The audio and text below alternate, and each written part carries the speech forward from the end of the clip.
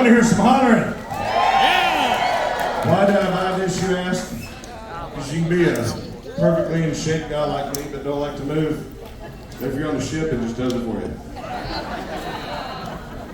How's everybody doing? Well, we're on the back end, aren't we? We could just kind of take over the ship and do another week.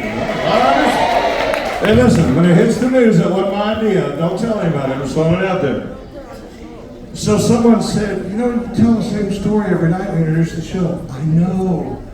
It's by design. I'm trying to explain what we're doing here. I'm talking about how Elvis started with one song. Rock and roll, changed the world. Could have retired. Movies, and Margaret. 68. Everybody knows, and Margaret. Las Vegas, and Margaret. A show for the entire planet. Linda Thompson. Linda's a beautiful person, friend of mine. I don't know if I should tell this, but she said, you know, when I left Elvis, I just needed a normal life, so I married Bruce Jenner. That's her joke. So if you ever get to see her, she tells it, act like you never heard it, promise?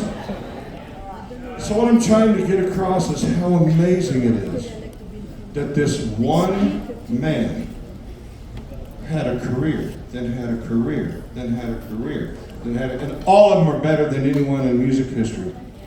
That's unbelievable. And let's go a step further. He died in 1977. What year is it? 2023? That's what I said.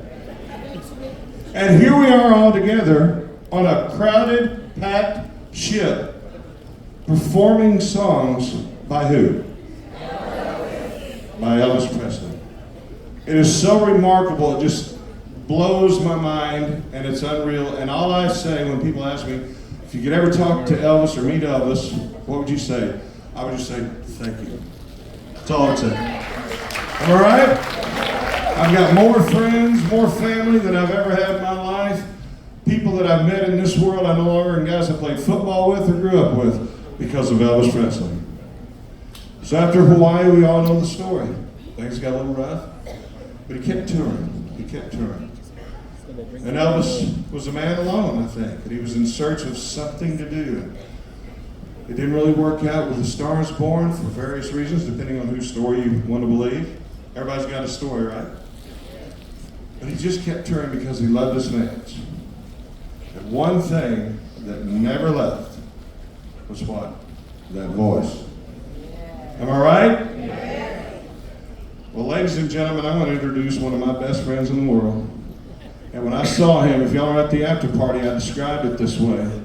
When I decided to get in, I used to be an Elvis tribute artist, man. I had moves. And then I had surgery. No, I'm kidding. But I just got too old and calorically challenged to continue. So I get to introduce the pretty people. And the first time I saw this guy, he walked out on stage and my jaw dropped. Because I saw Elvis in 1977, he was wearing the sundial. And I was 10 years old again, like that. I could smell the diesel fumes from the bus that was parked outside Lloyd Noble Center in Norman, Oklahoma. I'll never forget it.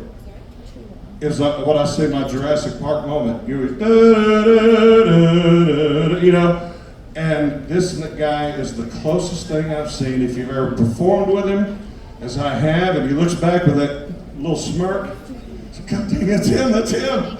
But what I love about this guy is he goes, I'm not Elvis, I'm an Elvis fan.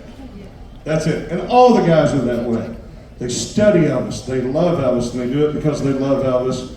So thank you to all the fans that allow us to keep singing Elvis's music.